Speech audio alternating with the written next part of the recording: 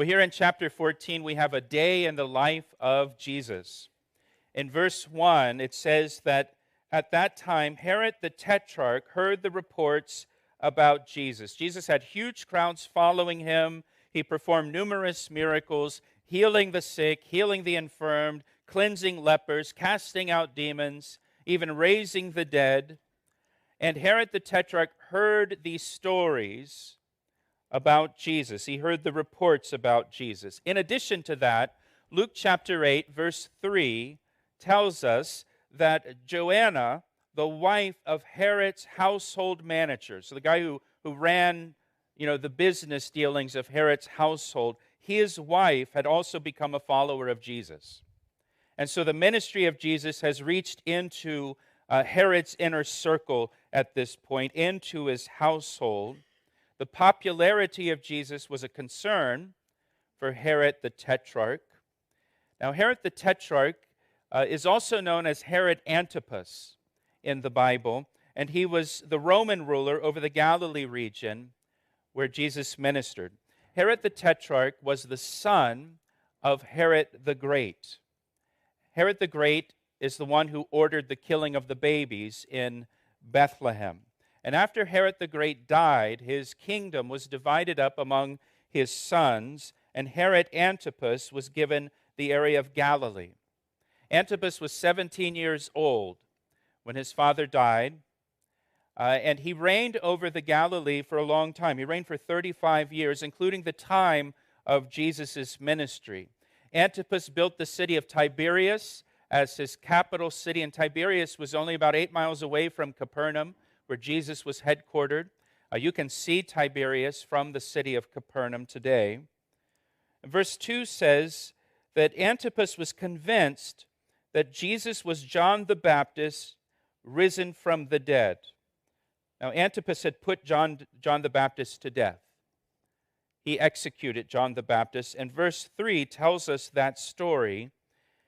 It tells us in verse 3, "For Herod had laid hold of John and bound him, and put him in prison for the sake of Herodias, his brother Philip's wife, because John had said to him, 'It is not lawful for you to have her.' And although he wanted to put him to death, he feared the multitude, because they counted him as a prophet. But when Herod's birthday was celebrated, the daughter of Herodias danced before them and pleased Herod. Therefore he promised with an oath to give her whatever she might ask. And so she, having been prompted by her mother, Herodias, said, 'Give me John the Baptist's head here on a platter.' And the king was sorry. Nevertheless, because of the oaths and because of those who sat with him, he commanded it to be given to her. And so he sent and had John beheaded in prison. Herod Antipas put John in prison because John publicly condemned his relationship with Herodias, who is described here as his brother Philip's wife. Let me tell you the story. Antipas was married, and Herodias was married to his brother Philip. And on a trip to Rome, Antipas stayed with his brother Philip and Philip's wife, Herodias. And during that visit, Antipas and his sister-in-law, Herodias, entered into an adulterous relationship together.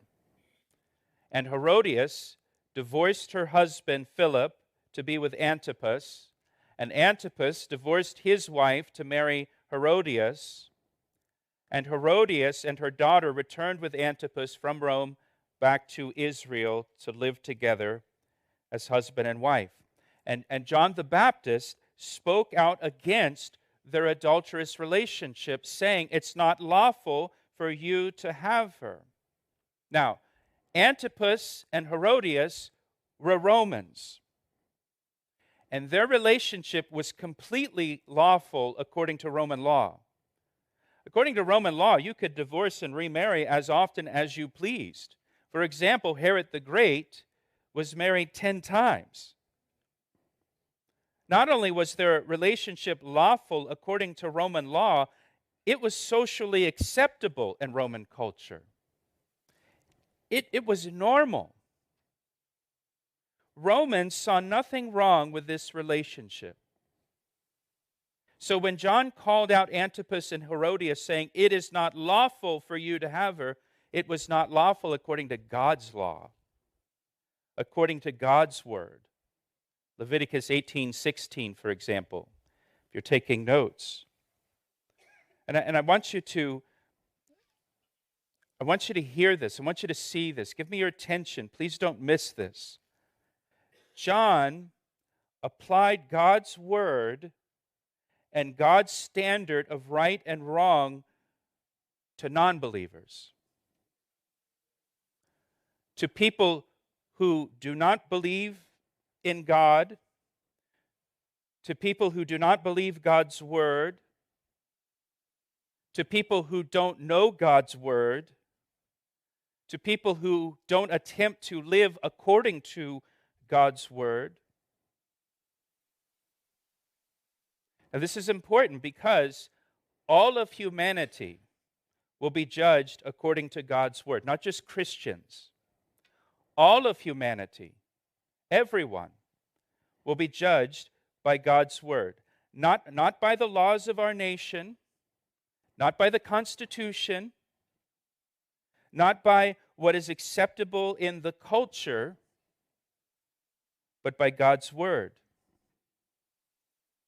And God's word and God's standards are often contrary to the morals of the culture and contrary to the laws of the land.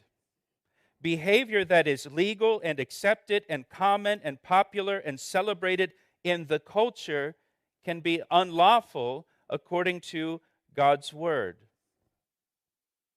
Again, John applies God's standards to Antipas and Herodias, two non-believers. And he says that their relationship is wrong in God's eyes, that it's unlawful. So that's one thing that we want to note here. The other thing is this. John didn't have to speak out against their relationship. He didn't have to condemn their relationship. He could have kept silent. Their relationship did not directly affect John, so why say anything against it, John? John had to know speaking out against Herod would invite trouble. But he still spoke out against it. He still stood up against it. He called it out as wrong and immoral according to God's word. I think that we can learn from John's example.